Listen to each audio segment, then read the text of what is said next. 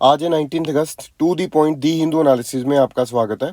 आज हम डिस्कस करेंगे, देखते हैं कौन सी इंपॉर्टेंट न्यूज़ और एडिटोरियल आया हुआ है। न्यूज़ ज़्यादा इंपॉर्टेंट आज, एडिटोरियल कुछ खास नहीं आया हुआ। ठीक है, तो न्यूज़ काफ़ी ज़्यादा इंपॉर्टेंट आई हुई है। बैकग्राउंड देखेंगे उनका, एक अच्छे वे से देखते हैं। सारा का सारा न्यूज़पेपर जो आप लगा के चलो कि टिल इकोनॉमिक्स बिजनेस पेज तक काफ़ी इंपॉर्टेंट है, तो अच्छे वे से इसको पढ़ते हैं। बिफोर स्टार्टिंग द डिस्कशन एक क्वेश्चन का आपने आंसर देना है प्रीलिम्स का। Some Buddhist rock cut caves are called chaityas while the other are called viharas. What is difference between the two? Vihara is a place of worship while Chaitya is the dwelling place of the monks. ठीक है, पहला option है। Number 2, chaitya is a place of worship, जो विहार है वो dwelling place of Monks है। उल्टा कर दिए इसको। Chaitya is the stupa at the far end of the cave while vihara is the hall axial to it. और नंबर 4 लास्ट है, there is no material difference between the two. तो आपने बताना है इनमें से सही कौन सा है और गलत कौन सा है। ठीक है, जो सही ऑप्शन है आपने कमेंट सेक्शन में बताना है। रीज़न भी बता दिया करो। उसका कारण ये है कि अगर किसी को नहीं पता होता तो कमेंट्स पढ़ने की ना सबको आदत होती है, तो कमेंट्स बंदा पढ़ लेता है और मे बी उनको भी पता लग जाएगा। ठीक है, चलिए नेक्स्ट न्यूज़, मतलब नेक्स्ट नहीं, पहली न्यूज़ की तरफ चलते हैं। जो सुप्रीम कोर्ट है ऑर्डर स्टेटस को on move to pet panel in charge of IOA। देखो होता क्या है, जो दिल्ली हाई कोर्ट है वहाँ पे केस जाता है रिगार्डिंग इंडियन, जो हमारी ओलंपिक एसोसिएशन है, वहाँ पे जब केस जाता है इंडियन ओलंपिक एसोसिएशन में, तो उस टाइम पे इंडियन ओलंपिक एसोसिएशन में केस जाने के बाद में वहाँ पे एक चीज़ नज़र आती है हमें कि दिल्ली हाई कोर्ट ने बोला कि जो इनकी मतलब जो अफेयर्स है, मतलब जो काम करने का वो है, आप ऐसे करो, इसको शिफ्ट कर दो और एक कमेटी बनाओ, कमेटी ऑफ एडमिनिस्ट्रेटर, COA। ठीक है, अब इस चीज़ को लेकर होता क्या है कि भाई जो टॉप कोर्ट है, जो सुप्रीम कोर्ट है, उसने अभी इसको स्टे पे लगा दिया। जो स्टेटस को है, मतलब IOA के पास भी रखो, IOA के पास ही रखो और इसकी जो हेयरिंग है वो जल्दी करते हैं, इस तरह से उन्होंने बोला। अब इसका रिस्क क्या था कि इंडिया को being banned from the participating in international events including the Olympics. अगर हम ये चीज़ करते हैं कि एक एडमिनिस्ट्रेटिव कमेटी के पास में ये चीज़ चली जाएगी, तो उसका इम्पैक्ट क्या पड़ेगा कि इंडिया को कई जगहों से बैन भी किया जा सकता था। तो दिल्ली हाई कोर्ट ने तो डिसीजन दे दिया, लेकिन उसके बाद में जो इम्पैक्ट था उसका कुछ इंटरनेशनल लेवल पे दिखाई दे रहा था, जिसकी वजह से जो गवर्नमेंट है वो सुप्रीम कोर्ट को अप्रोच करती है और सुप्रीम कोर्ट अभी क्या करती है, स्टेटस को मेंटेन करने की बात कर रही है। ठीक है जी, अभी हमें इसके बारे में और क्या पता होनी चाहिए और इन्फॉर्मेशन क्या होनी चाहिए उसके बारे में देखते हैं।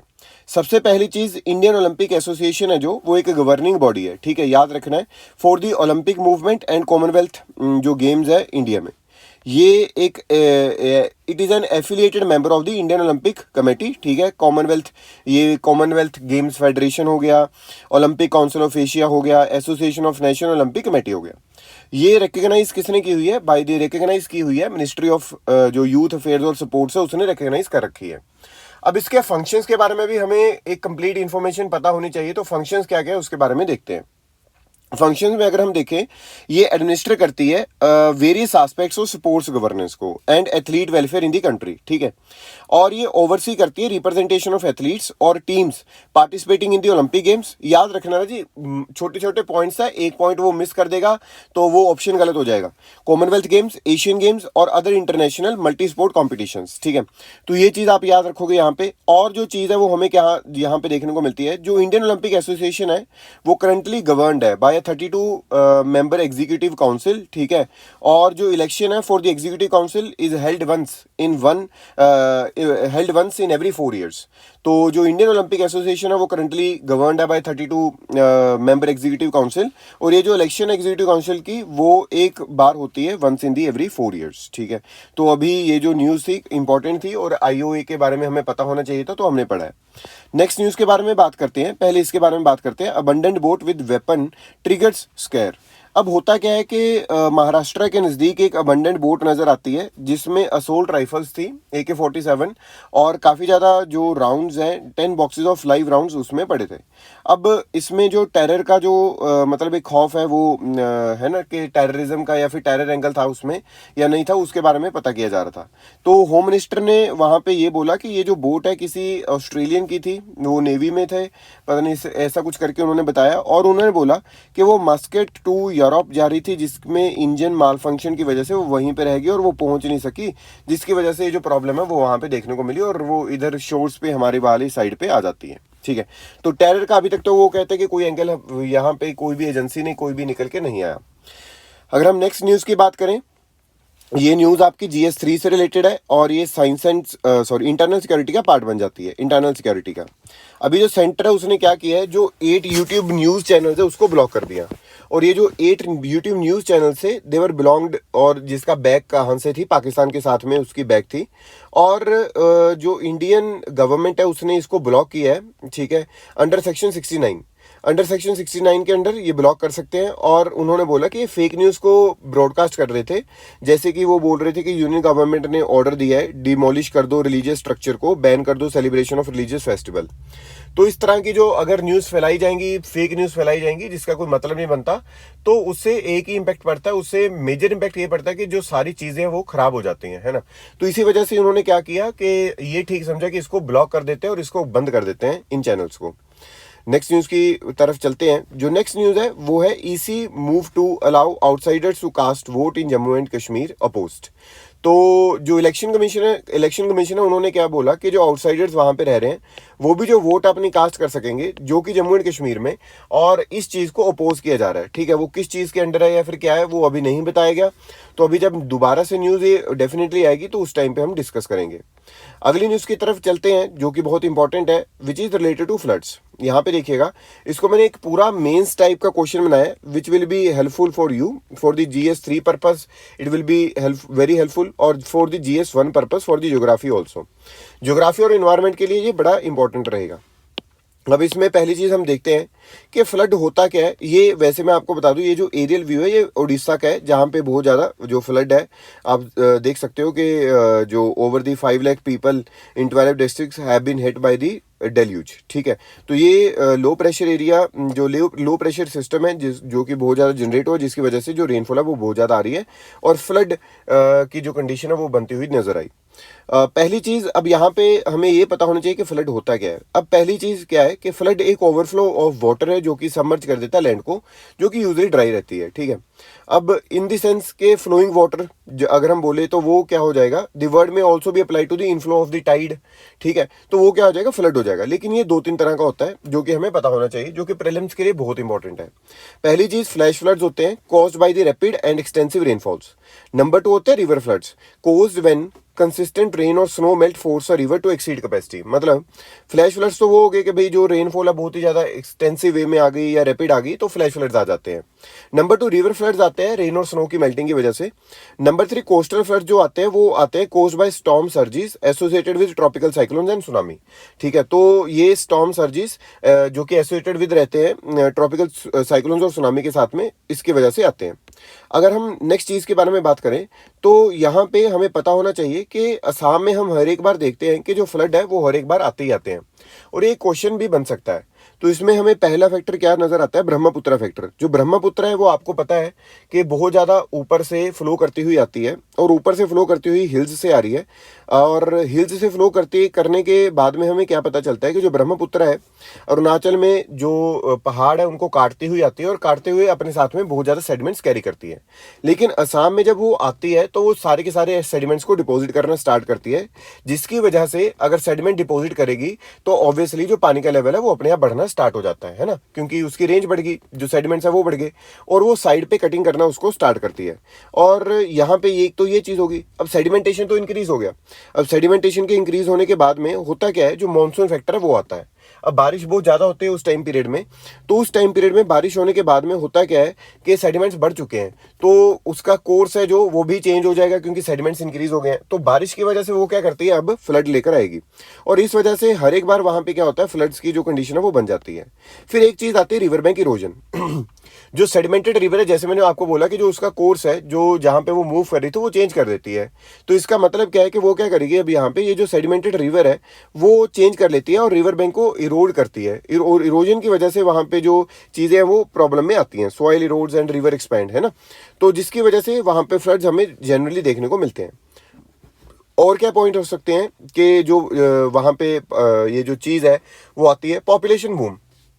जिन एरियाज में ब्रह्मपुत्रा ज़्यादा मूव करती है, और वहाँ पे पहले क्या था कि लोग नहीं रहते थे खास, लेकिन अब क्या है कि जो लोग हैं वो काफ़ी ज़्यादा वहाँ पे रहने लग गए, और जिस चीज़ की वजह से ये देखा जा रहा है कि population boom is also one of the reason, कि जिसकी वजह से वहाँ पे जो फ्लड्स वाली कंडीशन है लोगों के बीच में बनती है। ठीक है, तो ये फ्रंट पेज पे जो न्यूज़ थी वो हमने डिस्कस की। नेक्स्ट जो चीज़ हमने डिस्कस करनी है हम आगे देखेंगे। और आगे ये क्या है कि एक फ्लैग कोड के बारे में बताया गया है, आपको भी पता होना चाहिए, हमें सबको पता होना चाहिए, और क्वेश्चन पॉइंट ऑफ व्यू से भी, प्रीलिम्स पॉइंट ऑफ व्यू से भी इंपॉर्टेंट है। अब देखो यहाँ पे बोला जा रहा है कि जो हर घर तिरंगा वाला तो ठीक है, आफ्टर प्रमोटिंग हर घर तिरंगा, लेकिन जो रेजिडेंट वेलफेयर एसोसिएशन है अक्रॉस द कैपिटल, वो ये बोल रहे हैं कि भाई फ्लैग कोड अब क्या है, उसको संभालना कैसे है, या फिर उसको अगर वो डिस्प्ले कर सकते हो आप, नहीं कर सकते, उसके बारे में यहाँ पे बात की जा रही है। अब पहली चीज जो फ्लैग कोड है अकॉर्डिंग टू सेक्शन 2.2 क्लॉज 2, तो उसमें बोला गया है कि अगर डैमेज्ड और डिसशेल्व्ड फ्लैग है उसको डिस्प्ले नहीं कर सकते, और ये जो डैमेज फ्लैग रहता है it shall be destroyed as a whole in private, और प्रेफरेबली जो बाय बर्निंग और by any other method consistent with dignity of the flag. मतलब जो डिग्निटी है वो तो मेंटेन करके रखनी है फ्लैग की, लेकिन वो अगर डैमेज्ड है, अगर वो डिस्ट्रॉयड है, तो होल इन प्राइवेट और प्रेफरेबली उस बाय बर्निंग उसको आप क्या कर सकते हो, एक डिग्निटी के साथ में बर्न कर सकते हो। How to prevent improper disposal of national flag, तो मतलब वही है कि भाई डैमेज नेशनल फ्लैग को can be deposited with the municipal corporation of Delhi, ठीक है, by contacting the sanitary inspector of the ward and zone concern.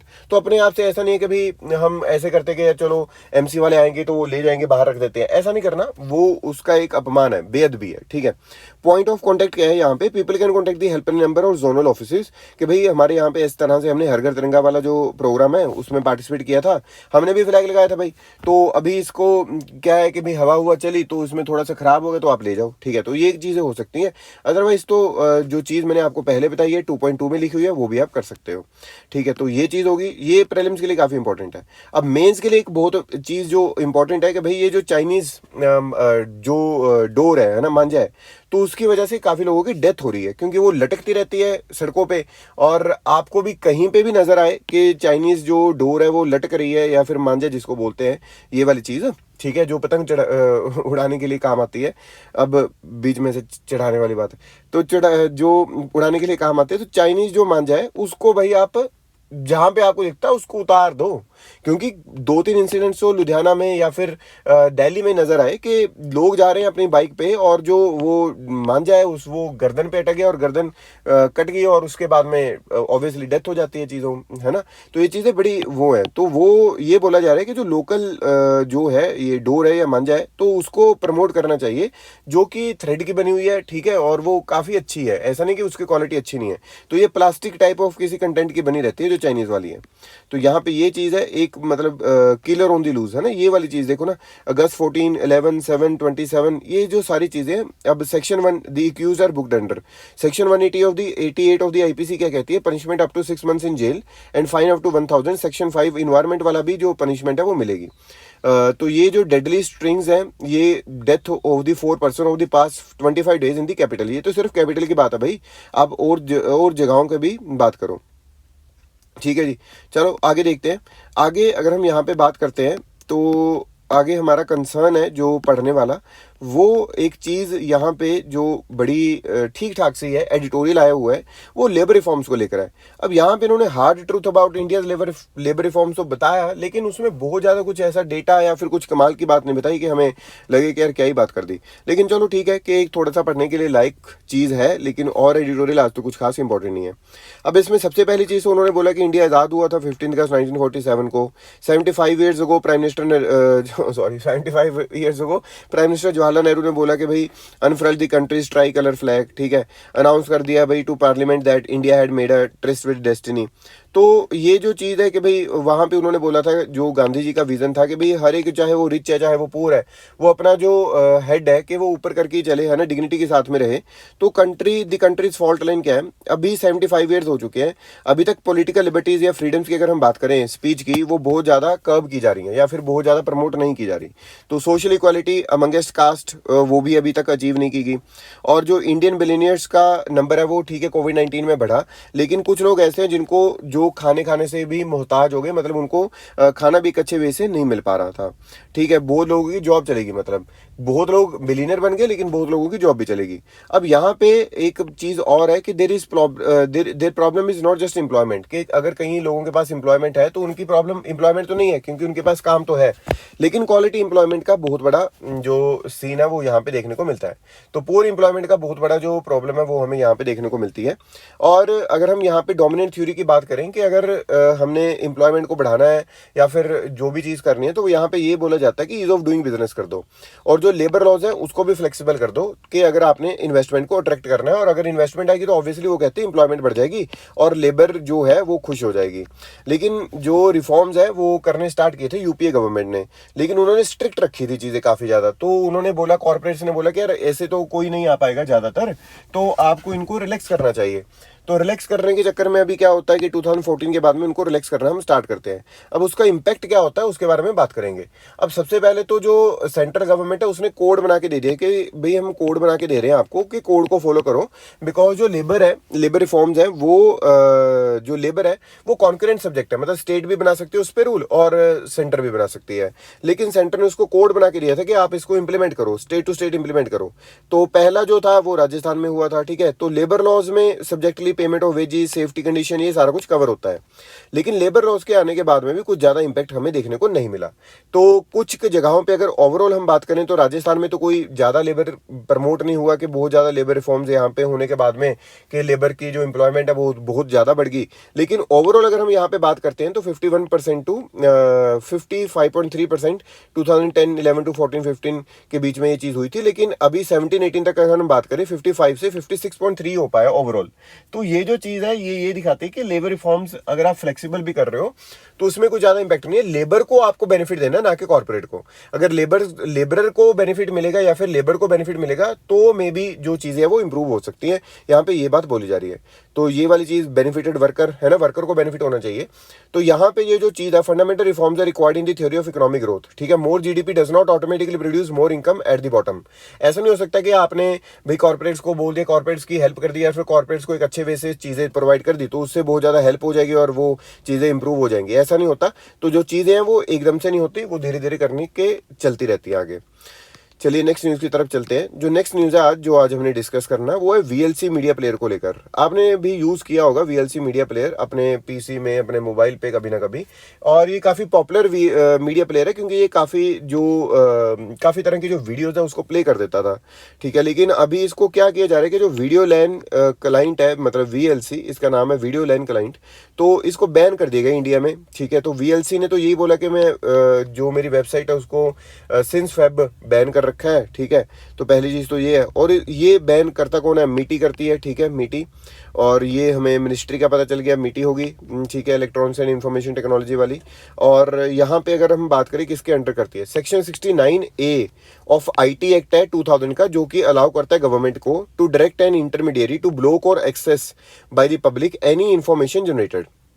ठीक है, तो यहाँ पे ये चीज़ का पता चलता है कि वे जो चीज़ है वो बैन हो सकती है। और जो सॉवरनिटी और अगर इंडिया की इंटीग्रिटी के खिलाफ है तो जो गवर्नमेंट है section 69A of the IT act of 2000 के अंडर उसको क्या कर सकती है, यहाँ पे बैन करवा सकती है। ठीक है, तो ये चीज़ आपने याद रखनी है। नेक्स्ट चीज़ की तरफ बढ़ते हैं। और आज है वर्ल्ड फोटोग्राफी डे, 19 अगस्त है और आज वर्ल्ड फोटोग्राफी डे है। ठीक है, तो अगर अच्छी कोई फ़ोटो देखनी है, मैंने सुबह सुबह ना लबासना की फ़ोटो देखी थी। तो एकेडमी की फ़ोटो अगर आपने देखनी है तो इंस्टाग्राम पे मैं डालूंगा आज ना, तो आप देख सकते हो वहाँ पे भी। ठीक है, तो नहीं तो यार आप खुद गूगल कर लेना, ऐसी कोई बात नहीं है। ठीक है, तो नेक्स्ट जो चीज़ आती है वो यहाँ पे देखते हैं कि जो इंटरनेशनल अफेयर्स में अगर हम बात करें GS2 में, तो इंडिया चाइना के जो टाइज़ हैं वो they are going through the difficult phase. ठीक है, चाहे वो LAC के बारे में अगर हम बात करें या फिर बहुत सारी ऐसी चीज़ें हैं जहाँ पे अगर हम बात करते हैं तो हमें पता चलता है कि भाई जो चीज़ें हैं वो प्रॉब्लम में है। ठीक है, जो चीज़ें हैं वो नुकसान में जा रही हैं, वो जो प्रॉब्लम हमें प्रॉपर नज़र आती है। ठीक है, तो इंडिया चाइना के जो टाइज़ है वो बहुत ही ज़्यादा डिफिकल्ट फेज से गुजर रहे हैं। ये चीज़ एक चीज़ हमें देखने को मिलती है। ठीक है जी। फिर उसके बाद में ये बहुत इंपॉर्टेंट न्यूज़ है जो कि है related to great Indian bustard. जो ग्रेट इंडियन बस्टर्ड है उन्होंने क्या किया है कि अपना जो एग लेइंग पीरियड है या हैबिट है उसको चेंज कर दिया है। उसका रीज़न क्योंकि वेस्टर्न राजस्थान में एक्सेसिव जो रेंज है वो होती रहती है। आप ये मान के चलो कि इतनी रेनफॉल तो पंजाब में नहीं हुई, इतनी क्या कि पंजाब में तो बहुत कम रेनफॉल हुई है। मैक्सिमम रेनफॉल इस बार कि हर एक, अगर हम बात करें कि हर एक दिन कुछ ना कुछ थोड़ी रेनफॉल होती रहती है कहते राजस्थान में। तो वहाँ पे जो उनके टिब्बे वगैरह है ना, जो चीज़ें जहाँ पे ग्रीनरी नहीं होती थी वहाँ पे भी ग्रीनरी हो रखी है।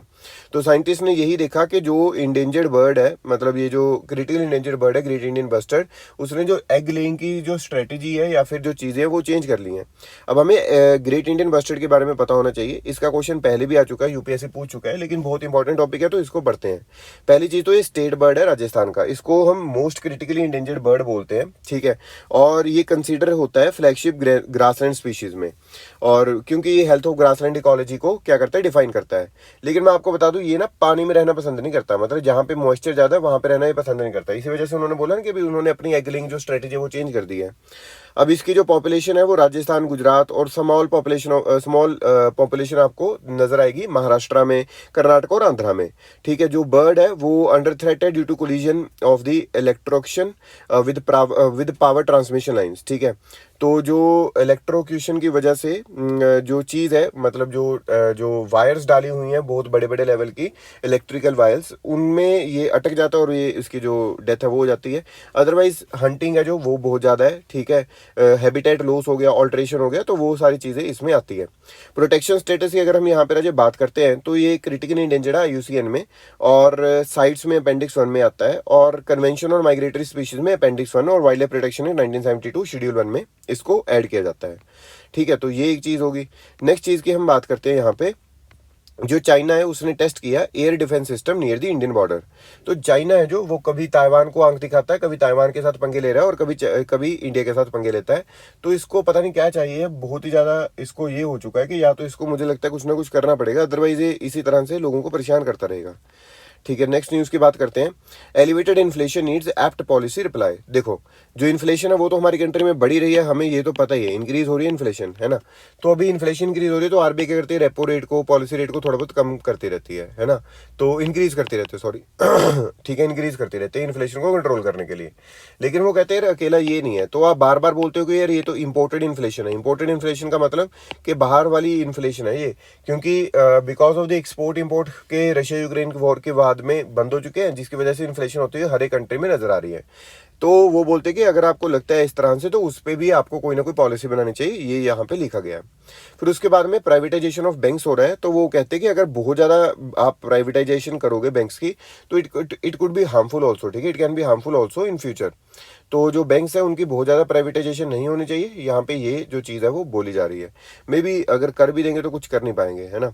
तो आगे अगर हम चलें, कोई और न्यूज़, कोई खास और न्यूज़ नहीं आई हुई आज राजे। तो जो न्यूज़ थी वो इंपॉर्टेंट थी, आज एडिटोरियल कुछ खास नहीं था, मैं आपको पहले बता रहा हूँ। तो ठीक है, कल को दोबारा से मिलते हैं। और कल इकोनॉमी की वीडियो नहीं आ पाई क्योंकि मैंने अपलोडिंग पे लगाई, वो प्रोसेसिंग होती रही। उसके बाद में फिर मुझे लगा कि चलो दोबारा से मुझे लगता है बना के अपलोड करनी पड़ेगी, शायद से ज़्यादा ही मुझे लगता है हैवी जो है वो बन गई थी। सो आज दोनों वीडियोस आ जाएंगी। ये तो करंट अफेयर्स की तो अभी डाल ही रहे, और इकोनॉमी की भी पूरी होप है कि आज हो जाए, वो प्रोसेसिंग वाला एजेंडा सा ना आए बार बार, अदरवाइज तो फिर किसी ना किसी और वे से उसको डालना पड़ेगा, है ना। तो कल को मिलते हैं दोबारा से। Till the time revise your notes, और बाकी भाई इसको शेयर, कमेंट और सब्सक्राइब वही वाली चीज़ है। So thank you so much, bye bye, take care.